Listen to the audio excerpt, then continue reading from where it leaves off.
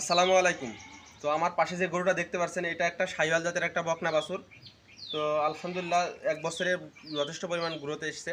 এই গরুটা আজকে একটা রোগে আক্রান্ত হয়েছে। এটা হলো বাদলা জ্বরে আক্রান্ত হয়েছে। এই রোগটা খুবই মারাত্মক একটা রোগ।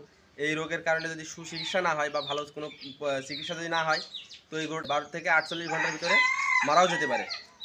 কিভাবে বুঝবেন যে গরু বাদলা জ্বর হয়েছে বা বাদলা জ্বরে কিভাবে আক্রান্ত হয়েছে বা এর থেকে কিভাবে সমাধান পাবেন?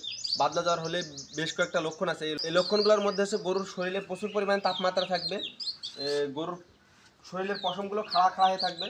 গরু জাগর করবে না। গরুর যে কোনো একটা ৪টা পায়ের ভিতরে যে কোনো একটা পা খোঁড়াবে এবং এই যে গরুর নাক দিয়ে এরকম নালচে বিজলেনি ঝরবে। এরা এই রোগটা হলে সর্বপ্রথম কাজ হলো এই গরুটাকে প্রচুর পরিমাণে মাথায় পানি দিবেন, কারণ গরুর প্রচুর পরিমাণে হিট থাকে শরীরটা।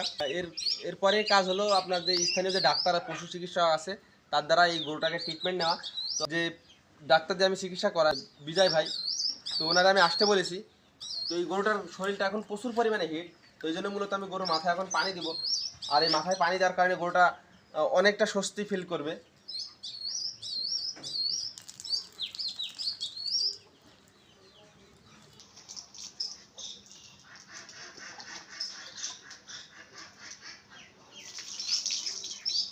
তো প্রথম দিকে দেখতে পাচ্ছিলেন যে গরুটা ওইভাবে মাথায় পানি দিতে দিচ্ছিল না।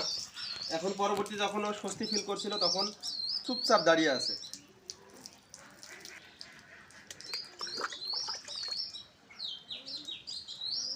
এই বাদলা জ্বর হলে কখনো যেন গরুকে গোসল দিবেন না, তাহলে আরও এই জ্বরটা আরও বাড়বে। শুধুমাত্র মাথায় পানি দিবেন। শরীরে অন্য কোথাও যদি তাপমাত্রা বেশি থাকে তাহলে কি করবেন, ভিজা কোনো কাপড় দিয়ে মুছাই দিবেন।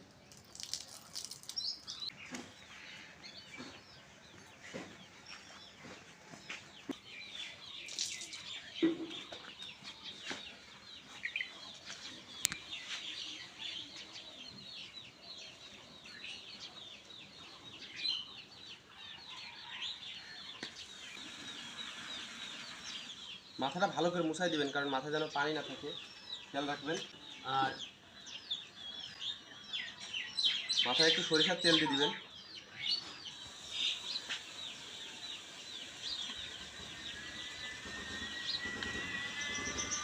তো প্রাথমিক যে চিকিৎসাগুলো আছে এইগুলো দেওয়ার পরে পরবর্তীতে বিজয় ভাই আসার পরে 2টা ইঞ্জেকশন দেয় এবং 2টা ট্যাবলেট লেখে আর একটা পাউডার ওষুধ লেখে এই গরুটার জন্য। তো একটা ট্যাবলেট হচ্ছে PK5 100 mg, এটা সাধারণত শরীরে ব্যথানাশক এবং জ্বরের ওষুধ।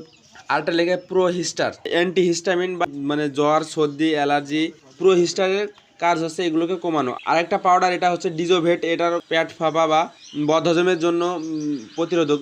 এই বাদলা জ্বর হলে গরুর পেটটাও ফাঁপে আর শরীরে তো ব্যথা থাকেই। তো এই ছিল মূলত চিকিৎসা। তো যাই হোক, আজকের ভিডিওটা এখানে শেষ করছি। আপনারা আমাদের জন্য দোয়া করবেন। আসসালামু আলাইকুম।